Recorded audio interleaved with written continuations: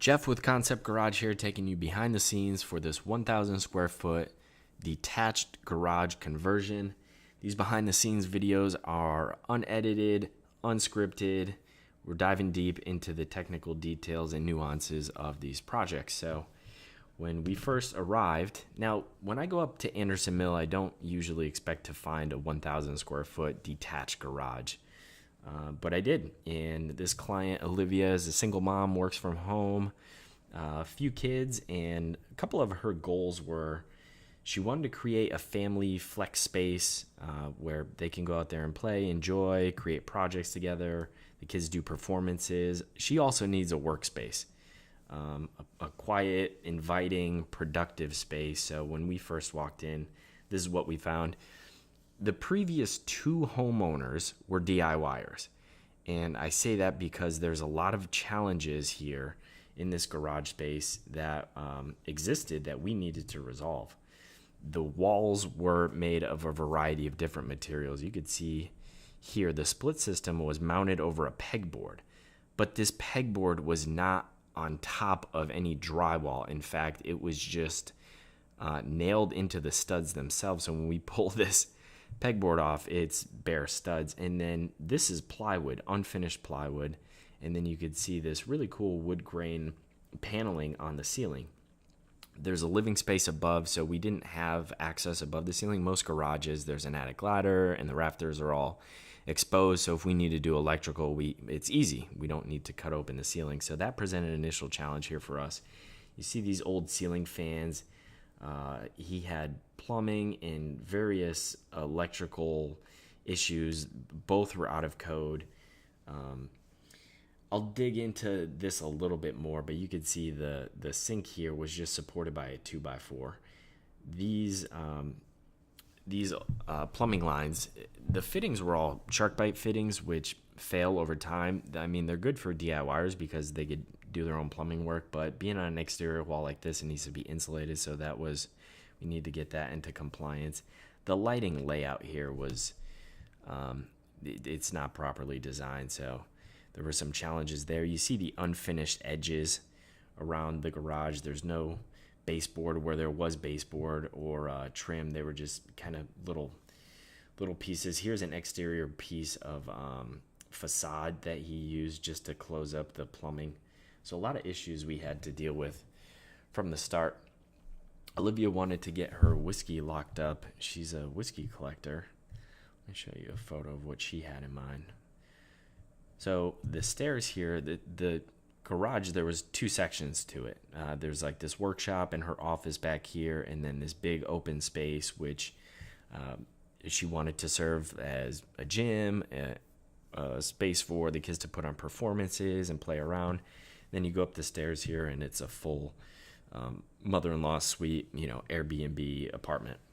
But underneath the stairs, there was some built-in wood shelving. You could just see how this was all DIY'd.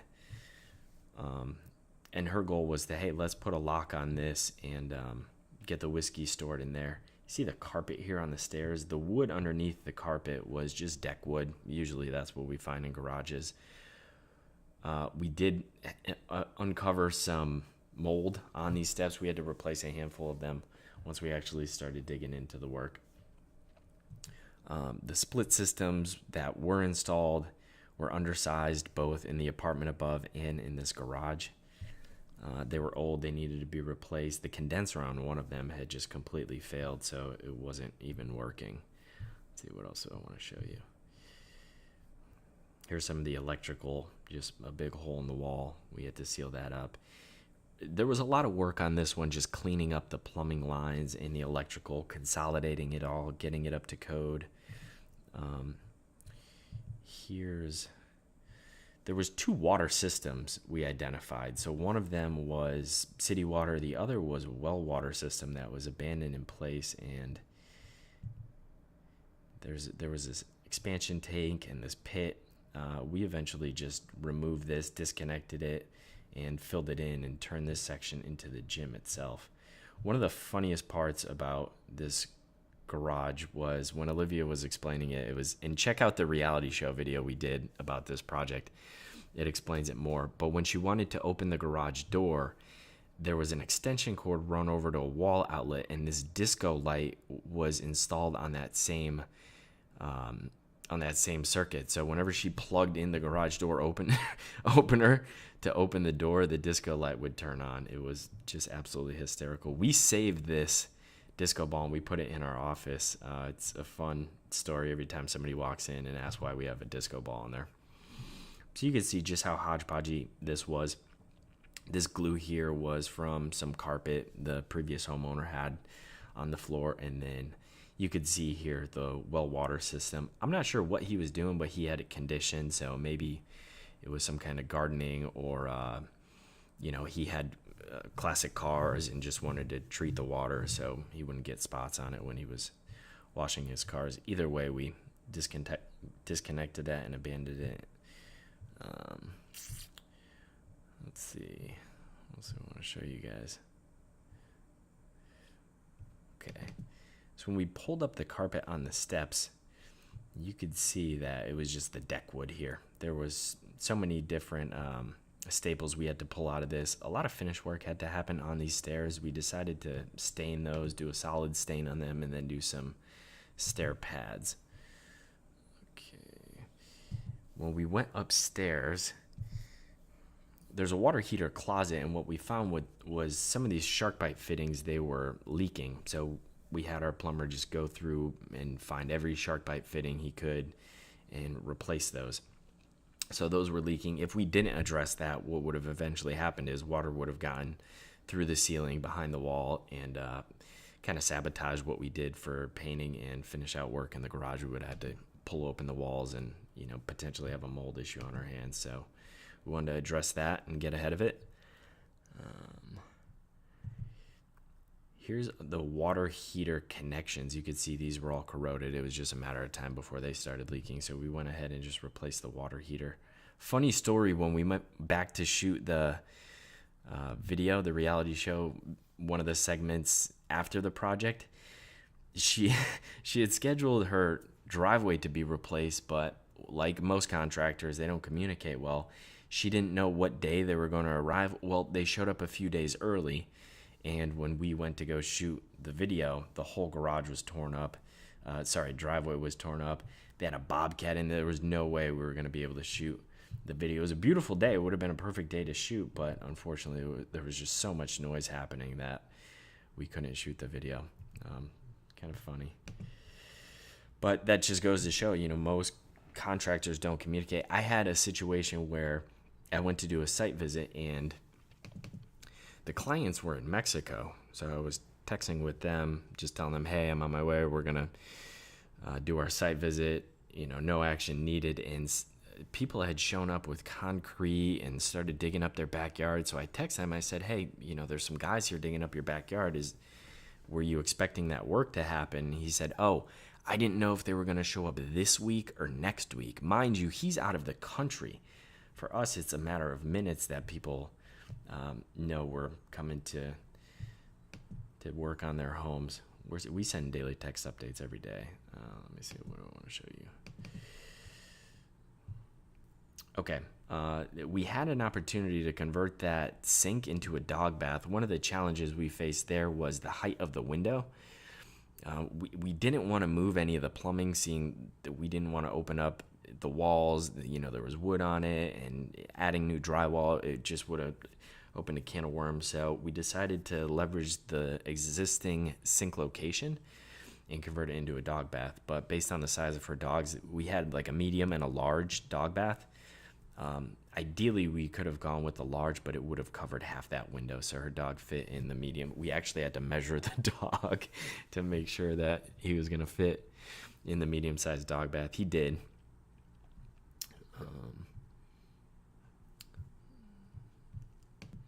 Okay, I want to talk about painting for a second here. Here's a close-up of the actual wall. It's unfinished plywood, but there was no window trim around this, so we ended up trimming it all out. But I want to talk about, here's that split system that had completely failed. When you see these leaks on on the split systems themselves, that means it's failed and it needs to be replaced. So she had a couple of different colors going on. She had the bare wood, the purple, the yellow. When we have a color change application, whether we're going from a white wall to a black wall, there's a couple of things that need to happen. One, we need to primer it and get everything the same color, because if we just put a fresh coat of paint on, it's going to look different. A purple wall with gray paint on it is going to look darker than the yellow wall with gray paint on it. So to get everything uniform, we have to primer everything. And then the bare wood, obviously, we had to primer too. We chose a really amazing color palette for this one. I'll show you some after photos. Okay, I want to back up real quick. The existing workbench that was in there, again, DIY setup, but she has young kids and she wanted them to be able to have a maker space.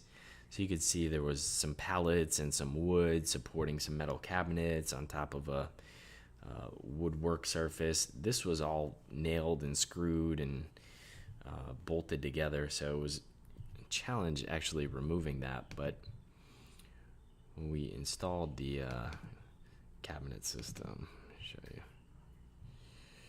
This is a custom cabinet system made in the US. Boom. Really slick, really modern. I love the color choices here, the light colors with the maple butcher block. And then we gave them a space to put up a bar stool here. You could see the dog bath we installed and the window height. But this elongated work surface gives them the ability to work on a variety of different projects. They have a 3D printer, and then the drawers under here allows them to store all the different tools and accessories and perler beads and markers and crayons. On the opposite side, we installed this storage system. We actually had to move the split system here, so it was over this way a bit, but when we took our measurements, we found that, hey, if we didn't move it, one, it was going to interfere with the cabinet, and then secondly, the cabinet door wouldn't be able to open fully, so we slid it over a little bit, and then we put this slat wall up for their essential items. We changed the blinds. I mean, this was a top to bottom conversion, from the floors to the electrical and the plumbing, the painting. You could see the new light layout. We removed those fans and conditioned the space appropriately with the split systems. Upstairs actually was, the split system was undersized. She had a 1 ton for this 1,000 square foot apartment. And what we decided to do was replace the 1 ton, 1 for 1, and then add a second 1 ton so she could basically have 2 zones, the bedroom area and then the living space separately, which worked out well. Okay, let's dig into the after photos. My team got really creative, and we custom fabricated a curtain system around the stage to really bring out the dramatic effect of these performances. We put the stage on wheels, and the kids really love it. They're able to kind of go backstage here and prep for their performances, and then roll the curtains back and give a performance. Here's some of the after shots. I mean, the transformation on this was incredible.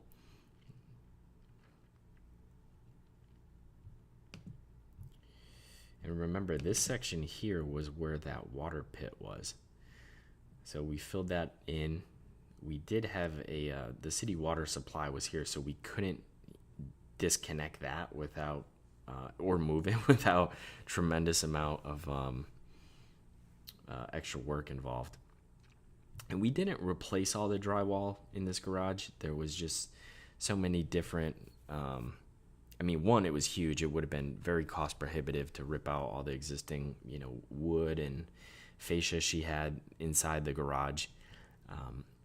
But we did preserve what was existing and fully seal everything in, and obviously get everything repainted. So it looks fantastic. It kind of has this really cool effect where there's different textures on the walls, and although you could tell, like, hey, somebody used exterior fascia and plywood and then, drywall, it has this really cool kind of maker space, creative feel to the whole garage. So we went, when Olivia was saying, hey, I'm a whiskey collector, I want a space that I could store it and lock it up, I wanted to highlight that. So we found this really cool whiskey barrel online, and when you open it, there's Lazy Susans in there and LED lights, and then obviously there's a lock on it. So we do have interior design capabilities. I call them light interior design capabilities. So we'll spec out some new furniture and fixtures and finishes. You could see the shelving here, and then the bookcase and the desk, the lamp. These are various components that our internal organizer and designer does. For like a whole home interior design, we don't do that, but when we do have a space, whether it's a bathroom interior or a playroom inside or a garage that's being converted, we do have the ability to spec various pieces of furniture and then provide a turnkey experience, because that's what we're all about, turnkey experience, keeping the time investment down for the homeowner. They had a lot of Legos. We got those all binned up.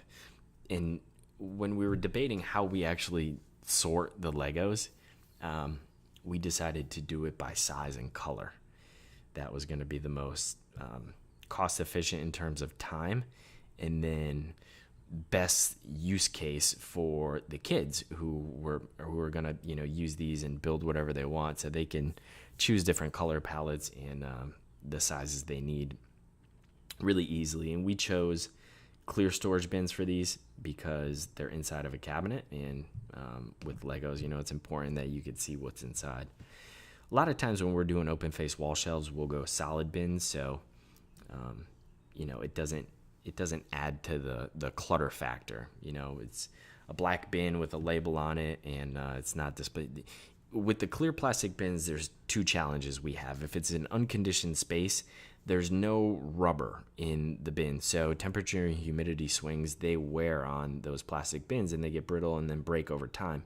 Secondly, if it's on an open face wall shelf, regardless of how organized the garage is, when you're seeing inside all of these bins, to the eye and the subconscious, it adds to a little overwhelm and stress, and it appears to be cluttered, right? So if this was just an open face wall shelf, there's a lot of different objects here that the eye is picking up, but when it's behind a closed door, that illusion, if you will, goes away.